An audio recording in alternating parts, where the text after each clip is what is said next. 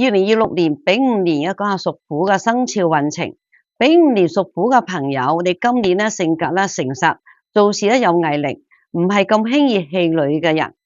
今年咧吉星係欠缺嘅，喺全無吉星嘅流年嘅情況之下咧，係咪一個比較順適嘅一年咧？屬虎嘅朋友今年做事咧要親力親為，要借助他人嘅力量，先可以攞到你事業嗰方面更加順利嘅成績。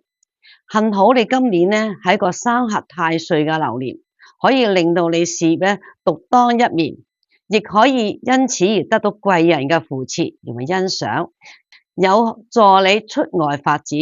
喺外邊咧可以令到你見多識廣嘅，同時增加你嘅智慧，有利你事業嘅發展。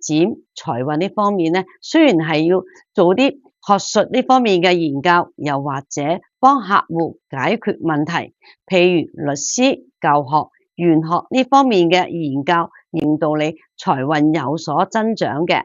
投資方面咧，反而要步步為營。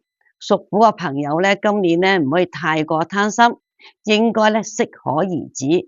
感情呢方面咧，可以透過飲食聚餐，多啲出席一啲宴會，係對你感情呢方面有所幫助嘅。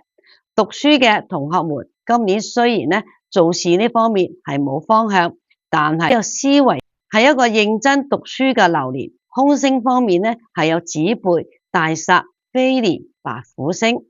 今年屬虎嘅朋友，凶星咧就比較多嘅一年，小心咧被小人講你嘅是非，因為今年嘅小人咧會係無中生有，暗箭傷人，注意下交通安全。